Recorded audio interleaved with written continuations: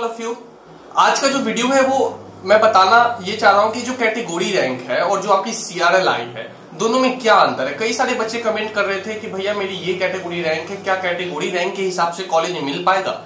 तो उसी के बारे में मैं अभी आप लोग को बताऊंगा। लेकिन उससे पहले एक और बात, देखो अभी मैं बेसिकली पिछले 2-4 वीडियो से यही आप लोग की क्वेरी सॉल्व कर रहा हूँ कि आपको कॉलेज मिलेगा या नहीं मिलेगा। मैं अभी ये नहीं बता रहा हूँ कि इस रैंक पे कौन से में आपको जाना चाहिए, क्योंकि सेवरल ऑप्शंस आर देयर।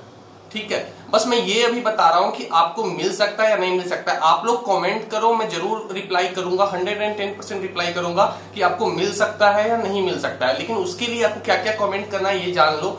आपको पहले अपनी सीआरएल बतानी है, आपको अपनी ओबीसी रैंक बतानी है या एससी रैंक, एसटी रैंक, जो भी आपकी कैटेगरी रैंक है, ईडब्ल्यूएस रैंक जो भी है आपको बतानी है। उसके बाद ये बताना है कि आप किस होम स्टेट से बिलोंग करते हो।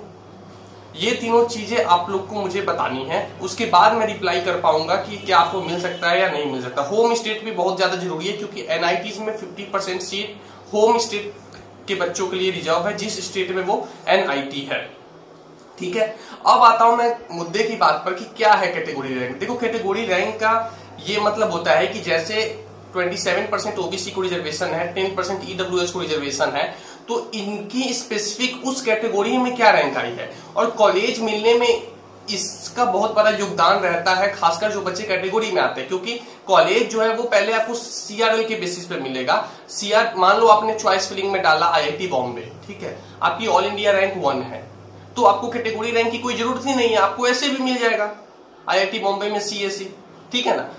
अगर मान लो किसी की रैंक है 105 और उसने डाला आईआईटी बॉम्बे सीएसई, तो अगर वो सीआरएल से उसको नहीं मिल पाई तो फिर उसकी कैटेगरी रैंक देखी जाएगी, कैटेगरी के हिसाब से उसको प्रोवाइड किया जाएगा। तो फर्स्ट प्रायोरिटी वो सीआरएल को ही देखते हैं। अगर नहीं मिल पा रहा है तो ये देखेंगे कि क्या कैटेगरी रैंक से मिल पा रहा है या नहीं, क्योंकि सीट तो रिजर्व्ड है ना, जैसे 10% for EWS, 27% for OBC student, तो उससे ये बेनिफिट होता है। ठीक है, तो आप लोग दोनों ही मुझे कमेंट करें। कई बच्चे क्या है कि ये पूरा मुझे बता ही नहीं रहे कि उनकी एग्जैक्टली क्या आई और क्या क्या बेनिफिट्स है कैटेगरी रैंक के। तो देखो मान लो कि आप किसी पार्टी एमपी से हो, आप मध्य प्रदेश से हो, तो मध्य प्रदेश में जो एनआईटी है उसमें 50% सीट रिजर्व है मध्य प्रदेश की स्टूडेंट के लिए। अब उसमें भी ये भी है कि उसमें जो रिजर्वेशन है, मान लो कि आपकी SC rank, ST rank, OBC rank पीछे तक आई है, लेकिन ऑल ओवर इंडिया में मान लो आपकी एससी रैंक आ गई 8000, ठीक है, लेकिन 8000 जो रैंक आई उसमें ऑल ओवर इंडिया से ज्यादा है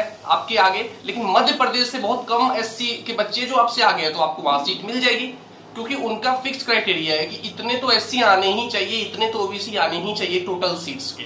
तो ये बेसिकली फायदा हो जाता है कैटेगरी रैंक के। मैं उम्मीद कर रहा हूं आप लोग को समझ आ रहा होगा। एक और एग्जांपल ले लेते हैं। अगर मान लो एनआईटी श्रीनगर है, अब जो जम्मू एंड कश्मीर के बच्चे हैं और वो ओबीसी में आता है, ठीक है, ओबीसी रैंक उसकी आ गई मान लो 14000।